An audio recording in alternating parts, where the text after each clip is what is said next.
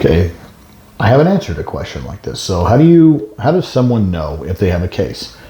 And I'm going to apply this to both 504 and IDEA because both of them have very similar, both of them have very similar definitions for what a free and appropriate public education is. Now, under IDEA special education, just understand that there is no such thing as money damages. That doesn't exist under IDEA special education. Now, there are components for reimbursement for tuition, reimbursement for mileage to and from school or to therapy, reimbursement for educational or therapeutic items that you had to go out and buy that the school should have been providing the entire time. So there are mechanisms to where you're justified in getting reimbursement for the things that the school should have been providing as part of your child's recognized free and appropriate public education. Okay, please don't forget that the first word in FAPE is free. All right, schools tend not to recognize that or realize that. So reimbursement is achievable. Damages is not. Now, under 504, there are components or mechanisms to go after money damages depending on a myriad of different factors. And so a child with an IEP also enjoys the civil rights protections under 504. So a child with an IEP has the benefits of 504. A child with a 504 does not have the benefits or the added benefits of specialized instruction found in an IEP, but does retain those civil rights protections. Okay, so how do you know? Well, for an IEP, same with the 504, you'd look at the plan itself. Did your child make progress? All right, or were the accommodations under a 504 appropriate to where, you know, your child was able to have access to the things that they needed to have access to, and was the plan followed? Now, I'm going to shift over to mainly talk about IEPs now. All right, so you would look at the IEP. You're a valuable member of the IEP team. You're 50% of the decision-making process. There is no majority vote. It is consensus, meaning everybody has to agree. If everybody does not agree, then you don't have consensus. If you don't have consensus, then at that point, it triggers multiple things. Now, you know, it triggers, or it should. Now, one of the things that frequently happens is nothing. You know, and then I have parents complaining and belly aching that, you know, oh, I didn't like that IEP and I didn't agree with it. Well, if you didn't agree with it, then we didn't have consensus. And if we didn't have consensus, what did you do to get consensus or rectify the area of disagreement? All right, you're the advocate for your child. So if you don't like your IEP, then nobody can bulldog you. This is not a bullying contest to where they win. Just because they stack the deck and have 500 people at your meeting doesn't mean squat. They have a vote and you have a vote. And everybody needs to agree. And if you don't, then you don't have consensus. If you don't have consensus, then you need to notate it on the IEP, like on the signature page. You just need to write on it, I do not agree with this part of the IEP or all of the IEP. And you put them on notice that you do not have consensus. What that will typically do is you know, and especially if you have a principal at your meeting, make sure that somebody above the principal that actually has authority. Now, I will sit there and pretend that a principal is an LEA if I'm not asking for anything out of the ordinary, all right, for my clients, because there's only one special education director, and there's a hell of a lot of kids with IEPs within a school district. So, you know, you try to be reasonable and work, you know, to where, but if you're asking for something unique, additional services, additional therapy, things of that nature, then you need to have the decision maker at your meeting. And the decision maker is going to be the special education director. Now, the special education director can delegate his or her authority to either one of the supervisors within special education, or even to the principal. I just don't see that happening that often. All right, and if the meeting, if you're asking for something unique or different, and the principal is telling you no, and hasn't asked above, that happens a lot. And there you go, you have a case.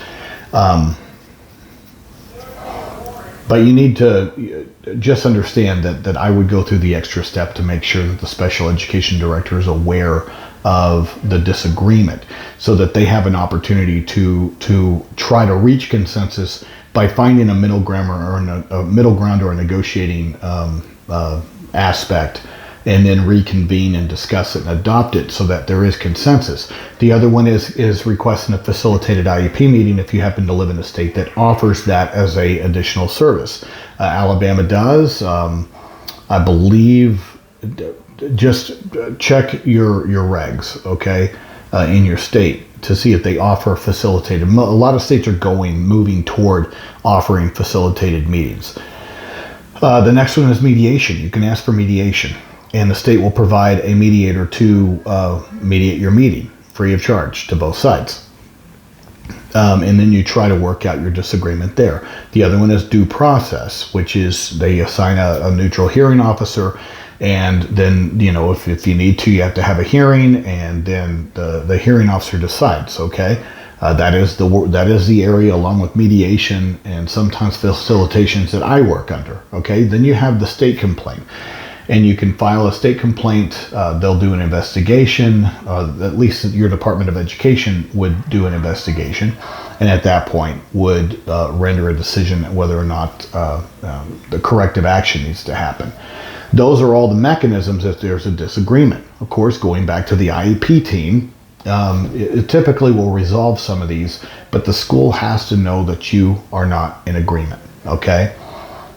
They're not mind readers, and that's why on the signature page you need to sign, but you also need to notate that you are not in agreement. If it's only with part of it, you need to list out on the signature page somewhere your disagreement so that it's notated.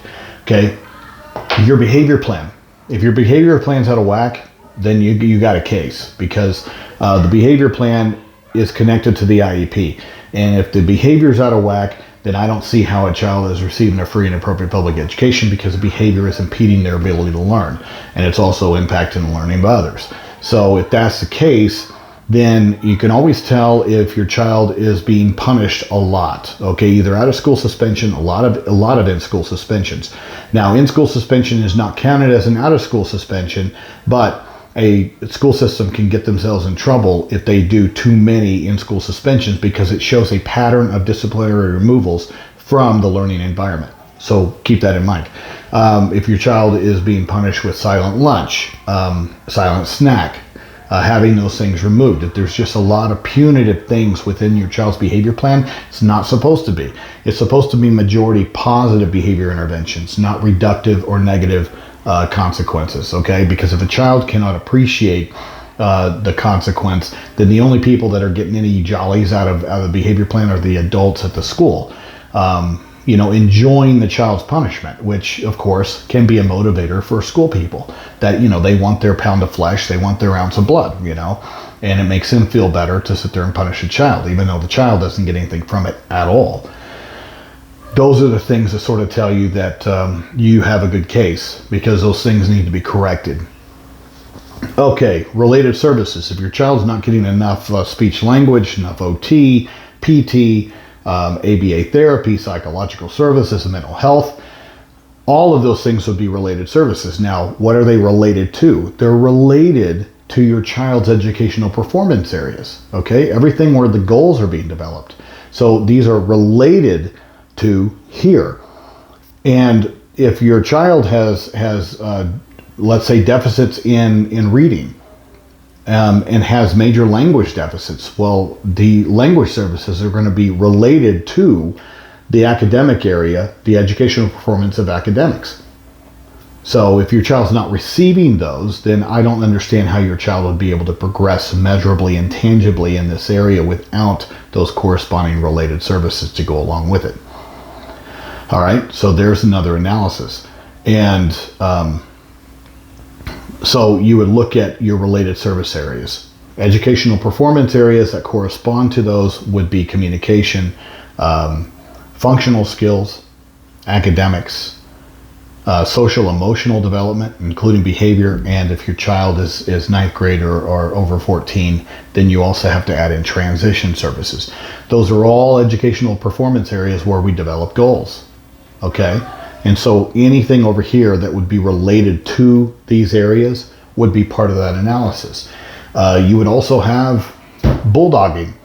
If you're at your meeting and you're being bulldogged and bulldozed by your school people to sit there and accept, let's say, a change in placement, a different classroom, a reduction in services, anything like that, then it's bulldogging, it's bulldozing you, and I can already tell you that there's probably going to not be consensus on your team, and you don't have to tolerate that. All right? You have mechanisms to challenge all of that nonsense. And more parents have got to get knowledgeable in this area and have the courage to stand up and advocate for your child. And I have too many parents that will sit there and accept this bulldogging, they win when you're afraid. Okay? And they count on that. And that's why they do it, is because it works. But that's also part of the reason I created this group, so you don't have to be afraid anymore. And we can sit there and provide you the mechanism of knowledge to where you can go in there and advocate with confidence. Nothing happens, guys. It's not like this is a death penalty case. There's nothing wrong with you advocating for your child. And getting yourself to the point to where you're confident in doing that. And this is not a do or die situation. You know what's a do or die situation is if you do nothing. If you allow them to sit there and shave, cut, not provide, bully you, then your child's definitely not going to get better and make progress. And then only you are to blame for that. This whole thing to where I don't want the government to get mad at me. Well, I don't. Okay, but I can tell you it doesn't play nice with others ever. Okay, the only reason that it gets along with any of us is because most of us every day of the week don't have any negative interactions with government. But one day your day is going to come, okay? It comes for all of us. I've had my I have my disagreements with government every day. I'm just telling you that I have client after client after client after client that says, James, I just can't believe this is happening to me. Well, your number was called. You pissed off government and the people that work for it, So sit there and trying to play nice with it all the time. No, we're dealing with kids here, and we're dealing with your kids. So you don't play nice. You can be respectful and you can be knowledgeable in this process. But the one thing you don't have to put up with is the Mean Girls Club, bullying, shutting you down, making you look or feel stupid. See, those are not tolerable. That doesn't have a place in this process. So, let's see. LRE, least restrictive environment. They're moving your child all around. That IEP was developed to be implemented in a certain place. All right. So if you keep your eyes open as to how that IEP is developed, then you're pretty much going to know where that IEP can be developed. And if they're sitting there just moving your child around, well, there's a big chance that the IEP that was developed here is not acclimated or created for this environment over here. So you would also know from that. Major procedural violations, if they don't have the right number of people in your meeting, meaning the special education teacher, the general education teacher, and an LEA. And once again, that LEA has to be somebody who has the authority to commit the resources of the district at that meeting and be knowledgeable of all of the various resources that are available in your geographic boundary for your school and beyond that. Okay? A principal doesn't meet that definition. Sorry. Now, if they've been knighted, kissed, and blessed by the special education director with that authority, then those decisions are made at that meeting. There is no such thing as hitting the pause button, leaving the meeting to sit there and get permission for these things. No. That's a violation, and it very well could be a substance violation. There's a big difference between procedure, which is dotting the I's, crossing the T's, making sure things are notated in the right spot and written the right way. That would be procedure. Substance is your child's actual program, the meat and potatoes of it. Are they making progress because they have the right amount of special education services and the right amount of related services, and the staff's been trained and your child's supported, sufficiently. That's the substance of your child's program, and they need to make tangible, measurable progress in the substance of their program. Some of this stuff just doesn't hurt your child if they're not doing it correctly. Enough of it, though, creates a tipping point to where it tips into substance, and it does damage the substance of your child's program. And one of the big ones is if they don't have the right number of people at your meeting, because how can you develop a good IEP to provide a FAPE if the right people with the right expertise are not there and freely participating? Evaluations is the last one, guys. That's sort of how you can tell as well, because you develop goals based upon present level of performance. Present level of performance is your baseline. Where is your child currently functioning? And I can't tell you how many times schools have no idea. They're shooting in the dark. They are guessing. Or the teacher saying, I can see he can do that. I think he can do that. That's not a good baseline, guys. You develop your goals based upon your baselines, and it's a step from every year. All right? So if you don't have a very good evaluation, or if you don't have a very good present level of performance, very good baselines, then how are you designing goals? So this is why evaluations are important, and you as a parent can ask for reevaluations every year. Now, you don't have to ask for an evaluation every year for the purposes of just determining whether your child qualifies for an IEP or still qualifies for an IEP. You can sit there and say, I am not requesting an evaluation for the purposes of determining eligibility. Specify a difference. I am looking for some evaluations to establish good baselines for goal development in next year's IEP. Huge difference between the two. All right, most schools will do triennial or their 3-year minimal evaluations as required by law to determine whether your child still qualifies. But there's a second reason to evaluate, and that is to establish that good baseline present level of performance so that you can design a good goal. And then when you design a good goal, then you decide what services your child needs and where in order for them to achieve that goal. And that's what goes into the development of the IEP. But those are very, very important concepts. What is your child's present level of performance? Where are they at in reading, in math, in social emotional development? Where are the deficits so that we can hit a goal? And it needs to be a tangible, measurable goal, not down here. And I have a lot of IEPs to where the parents are like, look, I really don't know how to interpret any of this crap. This IEP was already developed before I even got to the meeting.